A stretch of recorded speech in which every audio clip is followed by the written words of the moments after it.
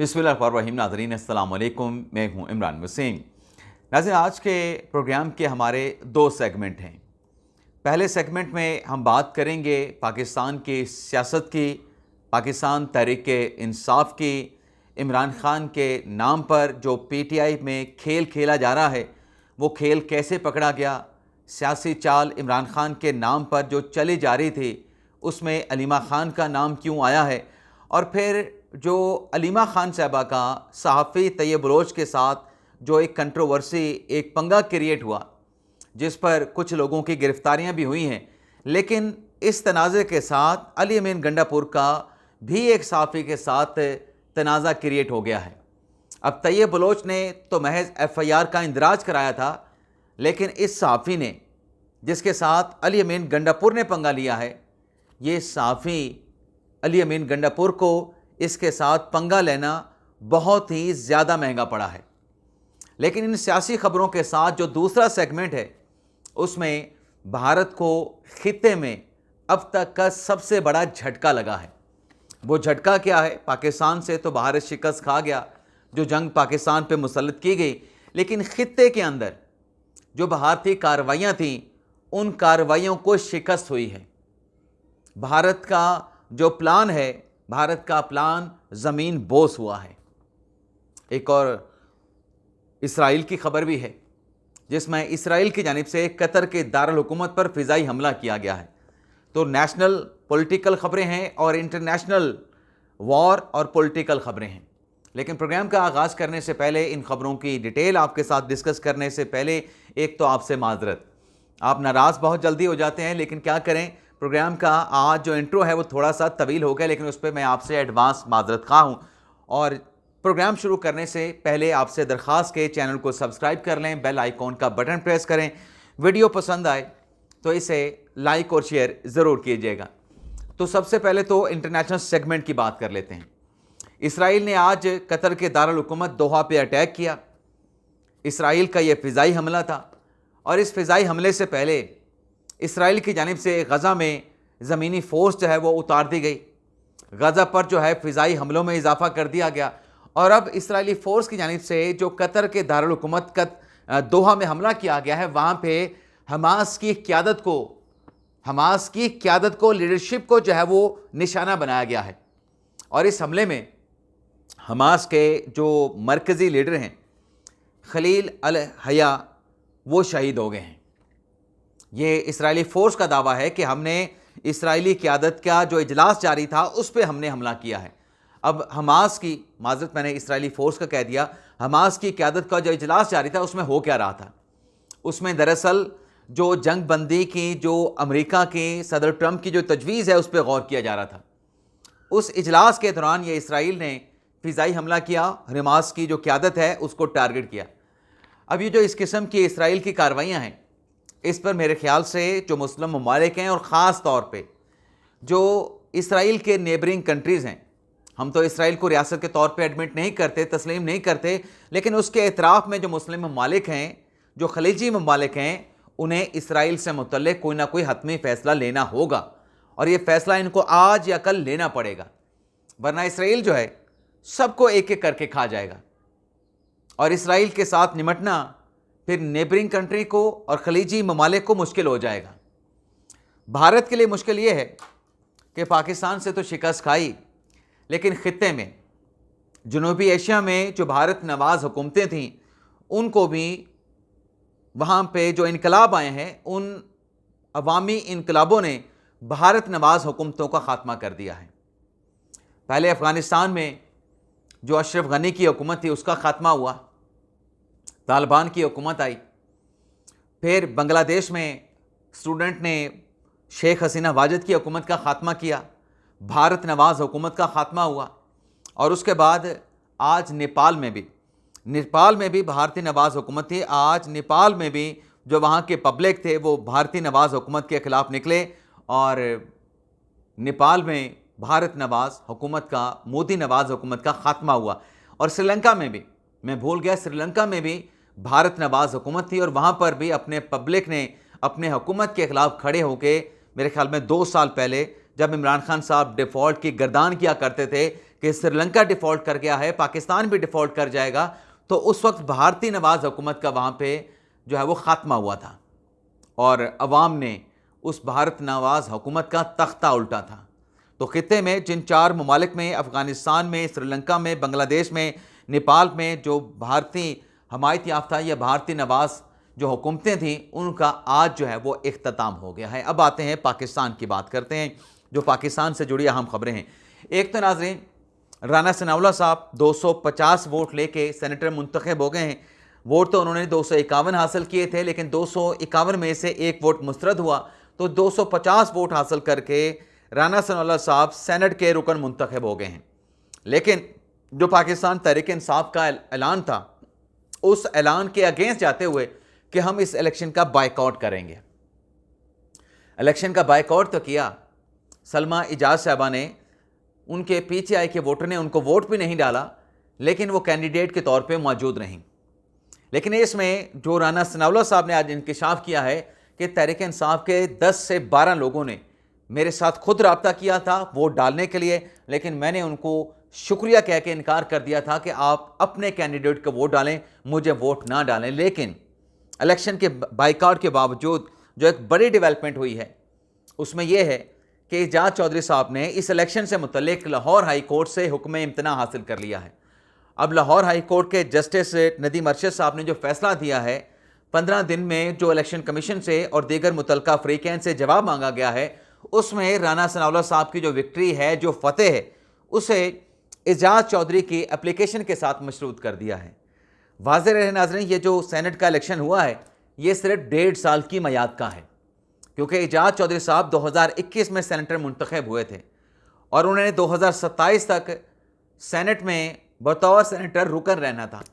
लेकिन अब चूंकि 9 मई केस में सज़ा याफ्ता हो चुके हैं, तो उनके बाकी मानदा जो पीरियड था उसके लिए ये सेनेटर का इंतखाब हो रहा था। तो चलें देख लेते हैं ये जो मशरूत किया है लाहौर हाई कोर्ट ने इन नताइज को एजाज चौधरी के पिटीशन के साथ, कितना अरसा, इतना ही होगा ना, नोटिफिकेशन भी हो जाएगा, हलफ भी हो जाएगा। सिर्फ ये है कि अगर इस केस में कोई हतमी फैसला ऐसा आता है कि जिस पे इलेक्शन नहीं होना चाहिए था, तो फिर ये इलेक्शन ख़त्म हो जाएगा। अदरवाइज़ तो कोई फ़र्क नहीं पड़ रहा है नून लीग को।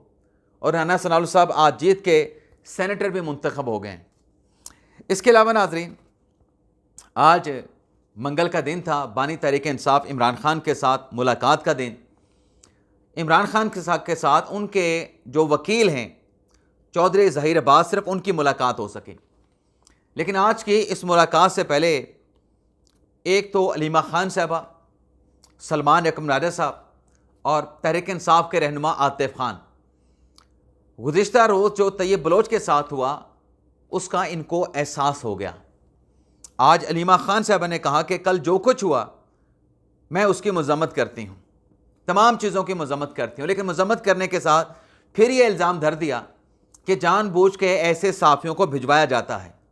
मेरी जो मनी ट्रेल है, जो मैंने अमेरिका में प्रॉपर्टीज़ ख़रीदी हैं, मेरा तो टेक्सटाइल का कारोबार है और मैं टेक्सटाइल की एक्सपोर्टर हूँ। अब क्या सिर्फ इतना जवाब देने से मामला ख़त्म हो जाता है? इतने सवाल से तो बात नहीं बनेगी कि मैं एक्सपोर्टर हूँ और टेक्सटाइल्स के आइटम मैं एक्सपोर्ट करती हूँ। लेकिन चलें, इतनी अगर बात थी तो तैयब बलोच के सवाल का उस वक्त जवाब दे देती। अब क्या फ़ायदा, अब FIR का इंदराज भी करा लिया और आज जो FIR रात के दर्ज हुई उसमें दहशतगर्दी की दफ़ात भी शामिल कर दी गई हैं कि ये दहशतगर्दी का वाक़या था। और सलमान यकम राजा साहब भी कह रहे थे कि पाकिस्तान तहरीक इंसाफ जो है वो पुरतशद्दुद जमात नहीं है, हम तो तशद्दुद के बिल्कुल ख़िलाफ़ हैं। जो अलीमा खान साहबा को अंडा मारा गया, जो सहाफ़ी तैयब बलोच पे अटैक किया गया, इसकी तहकीकात होनी चाहिए। अलीमा खान के अंडे मारने की तहकीकात करा लें। जो तैयब बलोच के साथ वायलेंस किया गया, जो उसके ऊपर तशद्दुद किया गया, जो एजाज चौधरी साहब को, सहाफ़ी को गिरा दिया गया, उसकी किस बात की तहकीकात करानी है? 2 बंदे आपके पकड़े गए जिनको आज ATC अदालत रावलपिंडी जज अमजद अली शाह साहब ने शनाख्त परेड के लिए पुलिस के हवाले कर दिया है। 23 सितंबर तक उनकी शनाख्त परेड की जाएगी। क्या सोशल मीडिया पे नहीं देखा गया कि जो PTI के रहनुमा थे वो सहाफ़ी तैयब बलोच को गालियां दे रहे थे, गंदी बेहुदा गालियां दे रहे थे? क्या PTI के लोग नहीं थे? क्या आपने उनको डिसाउंड किया? आपने डिसाउंड नहीं किया। आप कहते हैं तहकीकात करा लें, तहकीकात होंगी, लेकिन सलमान अकबर जैसा बंदा, होनहार आदमी, जिम्मेदार आदमी, वो अगर बात करे कि इसकी तहकीकात होनी चाहिए तो फिर अजीब सा लगता है। भाई आप किस बात की तहकीकात करवाना चाहते हैं? सब कुछ पूरी दुनिया ने देखा है। आज इस पे नेशनल प्रेस क्लब ने एहतजाज किया सहाफ़ी तैयब बलोच के हक में और ये डिमांड की है कि पीटीआई की क़यादत तैयब बलोच से माफ़ी मांगे या इस इकदाम पे माफ़ी मांगे। और आतिफ खान साहब भी आज अडयाला जेल के बाहर पहुंचे हुए थे और वो भी कह रहे थे कि जो अंडा मारा गया अलीमा खान साहबा को और जो सहाफ़ी के साथ हुआ, ये दोनों गलत थे। अब इनको जाके एहसास हो रहा है तैयब बलोच इनसे क्या डिमांड कर रहा था। आज आप मजम्मत भी जुज़ी तौर पे कर रहे हैं, जो तशद्दुद हुआ, जो मारा पीटा गया सहाफ़ियों को, उसको भी आप गलत कह रहे हैं। तो तैयब बलोच आपसे यही तो कह रहा था कि ये कुछ हो सकता है। आपके लोग मुझे धमकियां दे रहे हैं। अब अरसलान बलोच का ताल्लुक, जो कि सोशल मीडिया पे एक्स के ऊपर तैयब बलोच की तस्वीरें लगा के प्रवोक कर रहा था और कह रहा था कि ये इसके ऊपर हमला होगा, पीटीआई के अकाउंट से किया जा रहा था, पीटीआई के चाहने वालों के अकाउंट से किया जा रहा था। उस वक्त तो तैयब बलोच यही कह रहा था, उसका मुतालबा क्या था कि भाई इसकी मजम्मत करें, मुझे धमकियां मिल रही हैं, मुझे थ्रेट किया जा रहा है, हरासा किया जा रहा है। तब आपने नहीं किया। जब वो वाक़या हो गया, तैयब बलोच उसका विक्टिम बन गया और फिर उस पर FIR का इंदराज हो गया, दहशतगर्दी के दफात भी लगी, आज आप इसकी मजम्मत कर रहे हैं। यानी जब पुलों के नीचे से पानी बह गया, जो एक वक्त था वो गुजर गया, अब आप मजम्मत भी कर रहे हैं इस चीज़ की। आप कह रहे हैं कि गलत हुआ। वैसे ना तो मुझे याद आ गया कि भारत ने एक और आबी जारियत की है और एक मरतबा फिर दरियाए सतलुज में पानी छोड़ दिया है। 23 जो गांव हैं वो ज़ेर आब आ गए हैं और 64,000 के करीब जो आबादी है भारत की इस आबी जारियत से जो है मुतासर होगी। और फितना ख्वारिज जिन्होंने पिछले दिनों खैबर पख्तूनख्वा में सिक्योरिटी फोर्सेस के बेस के ऊपर हमला किया था, जिसमें जो मेजर अदनान असलम थे, बड़ी बहादुरी के साथ उन्होंने मुकाबला किया फितना तुल ख्वारिज के, दहशत गर्दों का, भारत नवाज टेररिस्ट एलिमेंट्स का, वो शहीद हो गए। और आज मेजर अदनान असलम के जनाजे में आर्मी चीफ ने, वज़ीर आज़म ने, वज़ीर दिफा ने और दीगर हम शख्सियात ने शिरकत की है। 2 सितंबर को यह वाक़या पेश आया था और एक ऑडियो भी सामने आई है मेजर अदनान असलम के वालिद की, और उनके मामू की तरफ से पैगाम आया है कि वतन का एक बेटा, एक जवान जो है वो शहीद हो गया और इस पे फ़ख्र करना चाहिए, इस शहादत पे फ़ख्र करना चाहिए। बहादुरी के साथ दहशतगर्दों का मुकाबला किया, आखिरी दम तक मुकाबला किया। 2 सितंबर को वाक़या पेश आया था तो शदीद ज़ख्मी हुए थे, लेकिन अब ज़ख्मों की ताब ना लाते हुए अदनान असलम जो है उन्होंने शहादत को गले लगा लिया है। अब नाज़रीन आते हैं, ये जो अलीमा खान साहब वाला जो मामला, जो सहाफ़ी के साथ पंगा पड़ा हुआ है, अब इस मामले को डाइवर्ट करने की कोशिश की गई। डाइवर्ट करने की कैसे कोशिश की गई, उस पर आने से पहले अब एक और सहाफ़ी के साथ अलीमिन गंडापुर ने पंगा लिया है और उस सहाफ़ी का नाम है अब्दुल्ला मोहम्मद, इस्लामाबाद में रिपोर्टिंग करते हैं।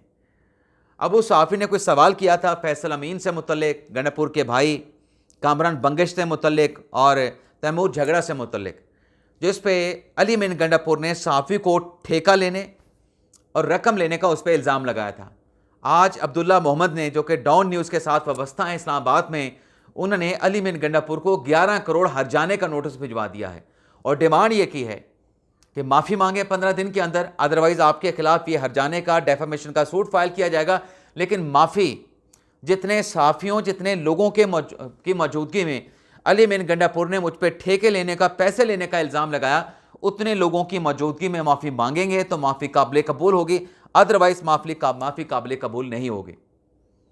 अब अलीमा खान साहबा, जिनसे सवाल पूछा जा रहा था अमेरिका की प्रॉपर्टीज़ का, असासों का, अब उस मामले को डाइवर्ट करने के लिए इमरान खान के नाम पे क्या कार्रवाई हो रही है। आज दिन 2:24 पे इमरान खान के अकाउंट से एक ट्वीट किया गया और सब जानते हैं कि मुबैना तौर पे इमरान खान साहब का अकाउंट, खान साहब तो खुद अडयाला जेल में हैं, इस अकाउंट को अलीमा खान साहबा की ईमा पे मुबैना तौर पे जो लीगल टीम है वो ऑपरेट कर रही है। जो मैनेजर है, लीगल टीम नहीं, जो मैनेजर हैं सोशल मीडिया, वो इसको मैनेज कर रहे हैं, लेकिन उनको डिक्टेशन जो है वो अलीमा खान साहबा देती हैं। अहकामात मुबैना तौर पे अलीमा खान साहबा देती हैं, फिर खान साहब का अकाउंट इस्तेमाल करके वहाँ पे पोस्ट की जाती हैं, वहाँ पे चीज़ें जो है वो पब्लिक की जाती हैं। अब खान साहब का कल का जो मुलाकात के हवाले से जो कुछ भी था वो 20 घंटे पहले, 24 घंटे पहले वो पैगाम पब्लिक कर दिया गया था। आज तो अलीमा खान साहब के खान साहब के साथ मुलाकात नहीं हुई, तो लेकिन ये पैगाम आज फिर कहाँ से आ गया? क्या पैगाम आया जी? पूरी कौम को यह सवाल उठाना चाहिए कि गंदम और चीनी स्कैंडल्स का क्या बना। मोहसिन नकवी और निगरान हुकूमत के दौर में अरबों रुपए का गंदम स्कैंडल आया। मौजूदा फार्म 47 की हुकूमत के दौर में चीनी का मेगा स्कैंडल सामने आया है, जिसकी वजह से आटा और चीनी अवाम की पहुंच से दूर हो चुके हैं। क्या इन स्कैंडल की तहकीकात हुई हैं या इस मार्शला में चोरों के लिए आम माफ़ी का ऐलान है? साबिक वज़ीर इमरान खान का अडयाला जेल से पैगाम 8 सितंबर 2025 ये आज किया गया। अब इसकी वजह क्या नज़र आती है कि जो अलीमा खान साहबा से उनकी अमेरिकन एसेट प्रॉपर्टी से मुतल्लिक सवाल हो रहा है, उस मामले को डाइवर्ट करने के लिए अब ये अलीमा खान साहबा ने खान साहब की सोशल मीडिया की टीम से ये शोशा छुड़वाया है। नाम किसका इस्तेमाल हुआ? इमरान खान का। अकाउंट किसका इस्तेमाल हुआ? इमरान खान का। और मामला कौन सा डाइवर्ट करना चाहती हैं? जो अलीमा खान साहब के मुबैना जो माली मामलात हैं, जो अमेरिका में एसेट्स बनाए गए, उससे तवज्जो हटाने के लिए अब ये पोस्ट करवाई गई है। जैसे मैंने कहा कि इमरान खान का अकाउंट, इमरान खान का नाम इस्तेमाल हो रहा है, लेकिन मकसद जो है, बेनिफिशरी जो है मुबैना तौर पे अलीमा खान साहबा हैं, या बेनिफिशरी बनने की मुबैना तौर पे वो कोशिश कर रहे हैं। तो ये इस तरीके से पाकिस्तान तहरीक इंसाफ में मामला चल रहे हैं। ढकी भाई के हवाले से अदालत ने बड़ा अहम फैसला दिया है, उनके हक में फैसला दिया है। फिजिकल रिमांड का जो मुतलका जो तफ्तीशी था उन्होंने डिमांड की, लेकिन अदालत ने फिजिकल रिमांड नहीं दिया और ढकी भाई को 14 दिन के लिए अदालत की जानिब से जो है वो जुडिशल कर दिया गया है। और एक और रिपोर्ट ये सामने आई है कि खैबर पख्तूनख्वा में इस वक्त 8000 फितनतुल खवारिज यानी दहशत गर्द मौजूद हैं, जो कि आम आबादी में पनाह लेते हैं और फिर फोर्सेस के ऊपर हमले करते हैं। तैयब बलोच पर हमले के इल्ज़ाम में जिन 2 लोगों को गिरफ्तार किया गया, जज अमजद अली शाह साहब ने 23 सितंबर तक उनकी शनाख्त परेड का हुक्म दिया है और 3 पाकिस्तान तहरीक इंसाफ के कारकुनान जो कि इश्तिहारी थे, जिनको आज कमरा अदालत से पेश होने पे गिरफ्तार कर लिया गया था, फिर उनकी अपील जो है वो एपलेट फोरम पे दायर की गई सरदार मसरूफ़ खान की तरफ से, और जिसमें सरदार मसरूफ़ खान का ये कहना था कि अदलिया में सरेंडर करने पे हमेशा जो मुलज़म होता है उसको मौका दिया जाता है, तो इन PTI के वर्करों को भी मौका दिया जाए, जिस पर अदालत ने सरेंडर करने पर उनको ज़मानत पर रिहा कर दिया और इश्तिहारी करार देने की जो कार्रवाई थी उसको ख़त्म कर दिया गया। तो ये था नाज़रीन आज का हमारा वीडियो लॉग। आपसे इजाज़त चाहते हैं। अल्लाह ताला हम सब का हमें नासिर और अपनी दुआ में याद रखिएगा। अल्लाह हाफ़िज़।